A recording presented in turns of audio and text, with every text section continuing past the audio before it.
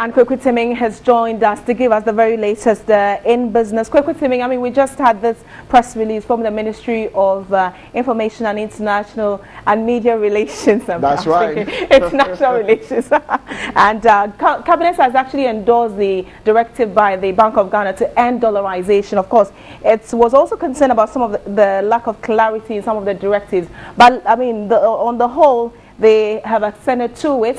What are players telling you, insiders? What are they telling you about it? Obviously, is it going to work? Implementation, monitoring? Definitely. This time around, it's an issue of consultation with the people. Now, this morning we had a wing of this information that the cabinet was going to meet and hold a stakeholder meeting. The way forward next for the central bank is to meet with the various commercial banks. You can call them the universal banks to interact. They are the major implementers of the rules. So we'll see how it would pan out later on. But meanwhile, the Forex Bureau operators and some of the stakeholders are they're just not happy about the regulations. Let's get the details as president of the Association of Forex Bureau Operators. That's Dr. Kwesi Fosu-Jabbar. Is not happy with the revised measures for the Forex Bureau Operators. Well, from the central bank, well, he tells TV3 the directives will fail if the Bank of Ghana does not adopt a stakeholder consultative approach. The Bank of Ghana directed Forex Bureau operators in the country not to sell or buy more than $10,000 or its equivalent per transaction. The president of the Forex Bureau operators, Dr. Kwesi Jabbar, found this strange. If it was in a country where the black market is not visible and they have no other source, they will still come with all these problem. But we know that in Ghana, black market is very visible, so we are just driving the people to the black market. If we are coming to Ghana, you can bring any amount into the country, you only have to declare. So if we are walking into a Forex Bureau, you can bring any amount, we shall report on all those who bring more than 10,000.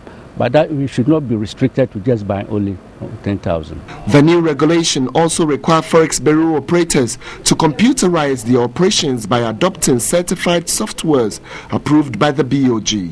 The Forex Bureau operators are also to cease issuing manual receipts, but only adopt electronic receipts for transaction in the format prescribed by the central bank. They are also asking that anybody who brings in Forex for us to buy, we should write all his particulars. Initially, it's only when you are selling that you do that. Now they have added, particulars of people who are bringing Forex. Well, it's interesting. Central bank regulations, would you take it or not? Well, I have a politician who has a suggestion. He's saying that, let me give you his details. That's a flag bearer of the People's National Convention. That's Hassan Ayariga. Has called on government to cut down on the number of Forex bureaus in the country. Well, Hassan Ayariga believes the move will help salvage the drastic depreciation of the cedi. Let's get his thoughts on this one. Hassan Ayariga was extremely worried the number of Forex bureaus in the country have contributed to the depreciation of the cedi. I am worried about that because they monopolize the system. They monopolize this dollar. They keep the dollar, and then you are looking for the dollar, and then they sell it at the time they want it. And so the dollar goes up and the cedi falls down. But if it's a system whereby nobody buys dollar from any Forex bureau, before you have dollar, you will need a bank to issue you a receipt of why you are buying a dollar and for what reason you want the dollar. He believes salvaging local industries could arrest the cedi's fall. Government has to encourage production. What kind of production? Ghanaian businessmen to be improved and given so much resources to produce and export.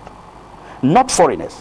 Not foreigners. Again, not foreigners. We need to understand that we have to stop this. And by stopping this, we have to regulate how much dollar a foreigner can keep, how much dollar a foreigner can take out of this country. He also called on government to halt the rampant opening of foreign accounts in the country. Let's stop opening dollar account in this country. I have never seen a country whereby you go and then you open a foreign currency called Ghana cedis.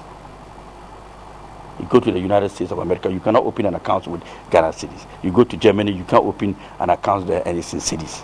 No. Other political parties have charged government to impose heavy taxes on imported products. We have poultry farmers here, we have textile manufacturers here, we have a lot of things here. So government must show interest. Just as they provide incentives to foreign companies, government must provide the same incentives to local industries. Look at a long-term solution to this particular problem, and that will go down with industrialization. You can't beat that fact, because the country we call Ghana today was industrialized under 9 years by the Convention People's Party, and the roadmap for development is there. So there are no qualms about the fact that if we were in the helm of affairs, things will escalate to the point in which we find ourselves. Political parties sharing their thoughts on that particular issue. We still stay on the US dollar and also look at the Ghana cedi. But at this point, most business and individual eyebrows have turned to the black market with an expectation of a boom in trade activities with the central bank's new directives. However, currency traders at the black market are also crying for more dollars. So where's the dollars? Well, they say getting enough US dollars to trade in is now scarce, gradually putting them out of business. Many believe the new directives from the central bank will translate into a boom for the black market. Trading activities at the Tudu area, however, painted a different picture. Our cameras captured the busy atmosphere as usual at the black market. Transactions were mostly for CFA and the dollar. At the black market, persuasion is key. Buying the dollar at the black market goes for 2 cedis 60 pesos. With a little persuasion, one could get 2 cedis 70 pesos. Selling the cedi for $1 goes for 2 cedis 70 pesos or more, still with persuasion. Traders off camera claimed the dollar notes were not forthcoming, putting most of them out of business. Few checks conducted showed some of the traders preferred to hoard the little they had should the dollar be in demand. With the new directives from the central bank, the black market traders might in no time trade in any of the foreign currencies, with exception of the dollar, if there is that possibility.